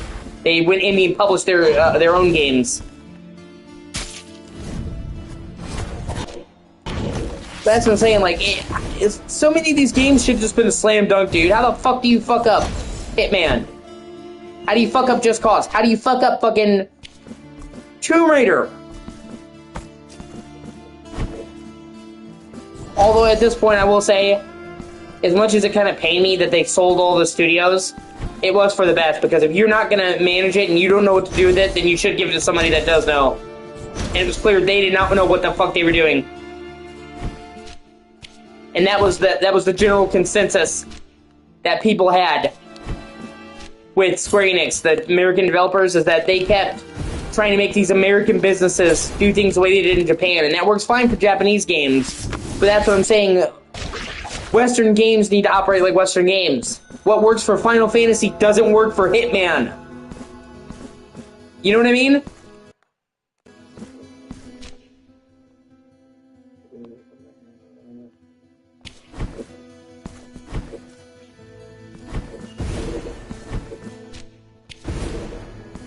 And they kept, like, trying to do one-size-fits-all, and that's just not how it works.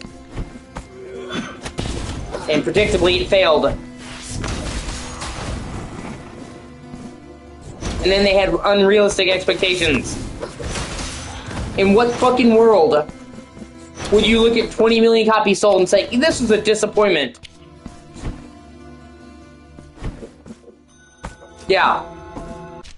Like I said, like, when you hear Square Enix say, well, we stopped Tomb Raider because it bombed. You're like, what do you mean bombed? And you're like, 20 million copies sold is a bomb to you? You made 3 games in 5 years, because literally 2013 was when the reboot came out, and then the last one came out 2018. So in 5 years, you made 3 games and sold a combined total of 40 million copies, and you think that was a failure?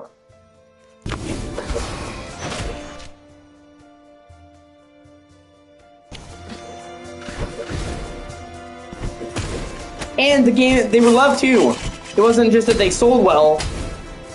If you talk to most people, they'll say that the new Tomb Raider games were all good.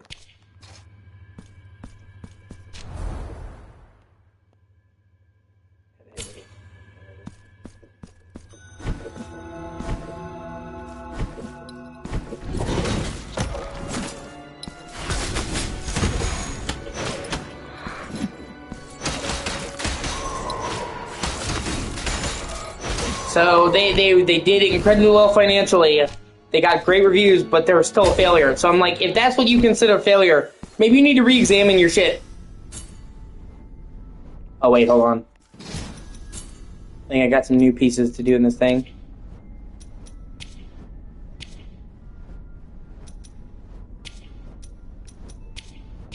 Well, let me look.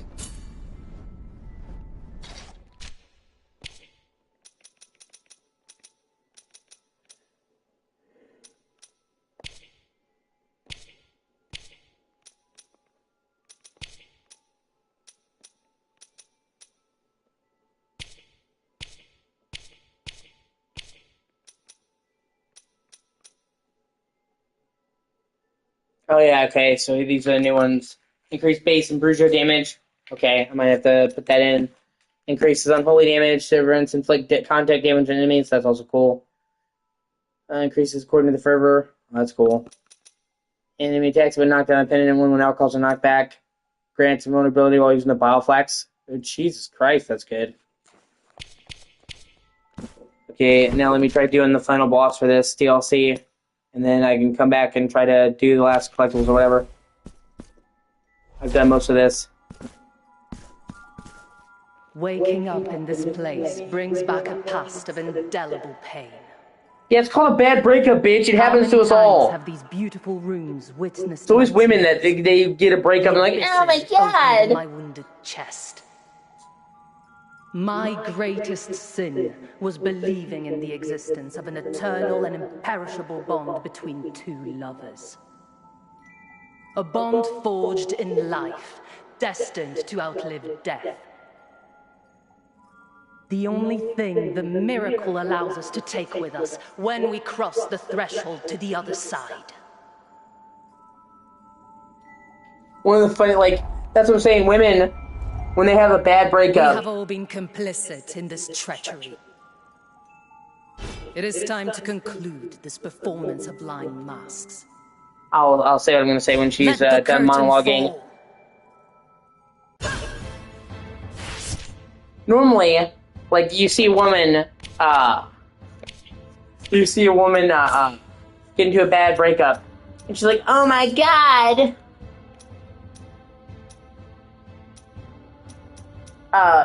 it's so horrible. And it's like, dude, if guys got down about breakups the way that women did, we would all be fucking dead. Like, dudes, like, bad breakups and rejections are the norm. Like, you see women, and, like, they get rejected. A hot woman will get rejected. She will not know what to do with herself. And it's like, yeah. How do you feel? How do you feel? You feel that feeling of rejection? A feeling not good enough? That feeling in the pit of your stomach? We feel that all the time. Okay? Unless you're fucking Casanova and or you have money. 9 out of 10 times a guy asks a girl out, he's going to get rejected. Okay? Rejection is the name of the game. Like, it's the exception when we get a girl to go out with us. And then most of the time the chicks leave us. So I always think it's funny, when a good chick is like, what, he rejected me? And their, like, whole world's collapsed, because I don't know about you, but I've seen women lose their fucking shit when they were rejected. And they just can't handle it. I'm like, dude, this is every day for us. And, one of the funniest things, it was a comedian, it was Key and Peele. They're watching a play about Othello, and Othello kills himself basically because he goes crazy because he loses his love. And one of the best lines, one of them says, if a brother killed himself every time a chick rejected him, the world would be bereft of brothers.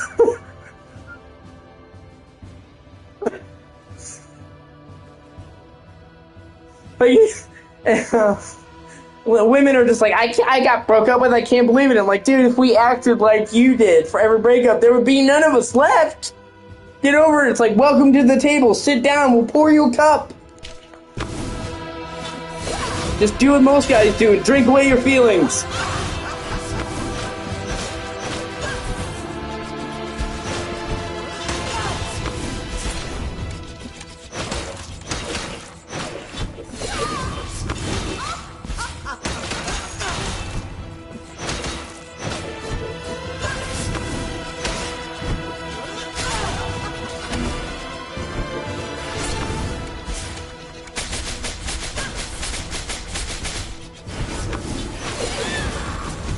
Oh, shit.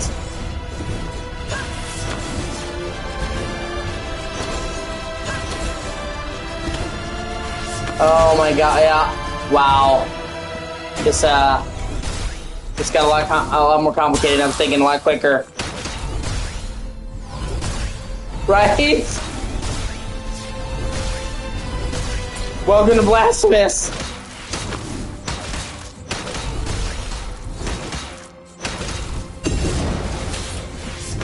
Are you fucking kidding me now? What the fuck?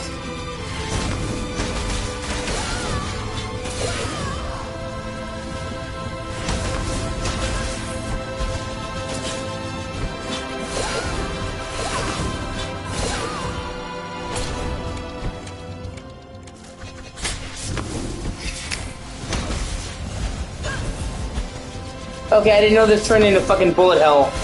I'm playing basically Undertale now. I'm pretty sure this boss is gonna have a second form, by the way. So I'm preparing my asshole.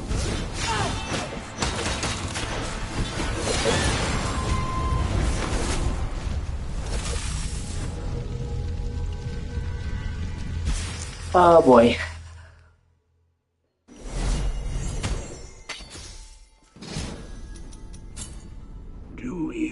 wish to purge yourself of your guilt?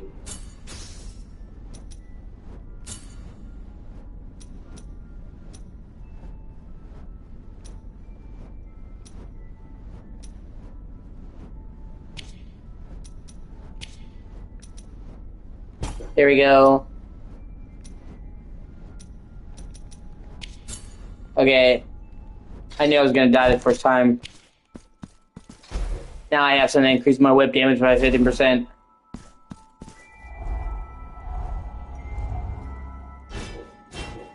Let the curtain fall. And like I said, if she's upset because a while ago, I think it was like 2024, that was when I first met Steph.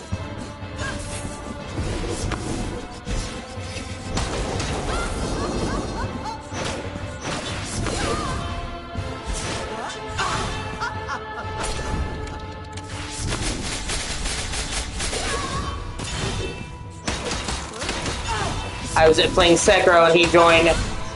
But yeah, about a couple years ago. It's been a while.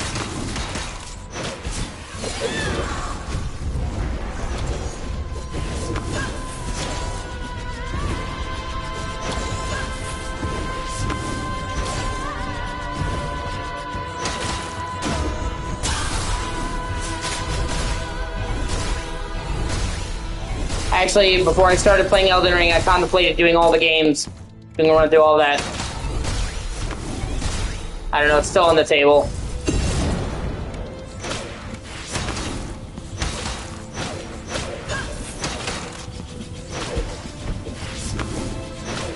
Goddamn fucking spider, I forgot about that.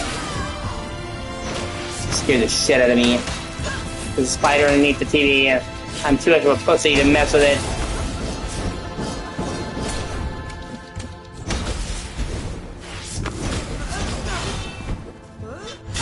Oh yeah, especially with me not liking multiplayer.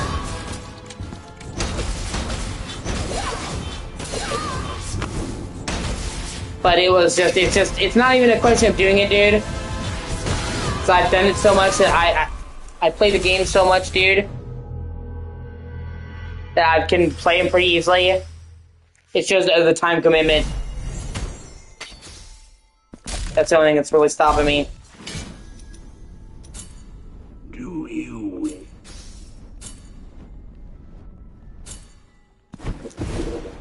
Maybe I'll do it after Elden Ring. Or try to fit it in there along with it. Elden Ring is kind of different from the rest of the open world. Let the curtain fall. And actually, I have a lot.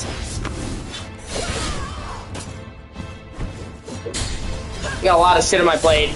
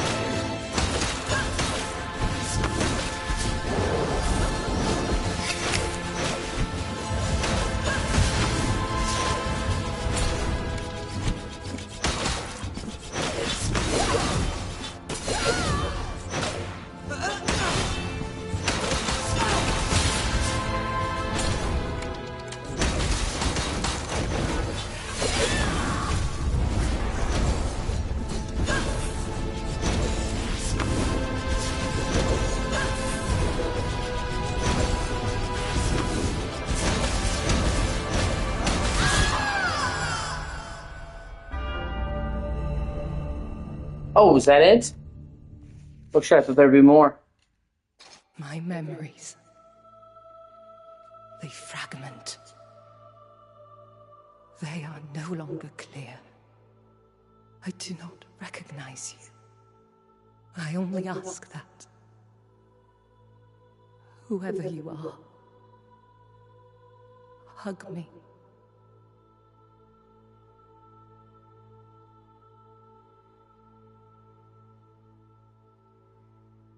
Once again, you have me in your arms, my sweet Crescentia.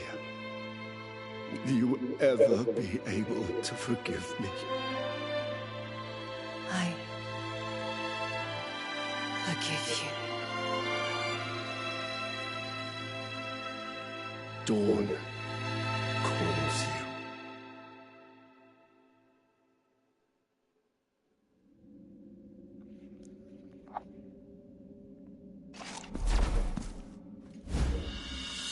Is Cynthia's veil.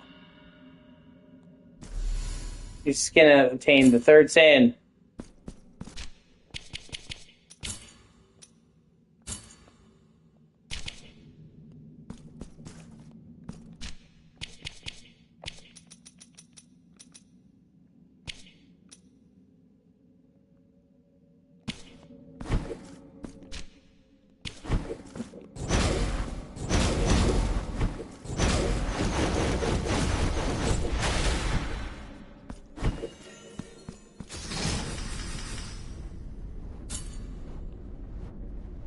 Alright, I did most of this. There's still some left here that I haven't got. A couple collectibles, but I'll focus on them later.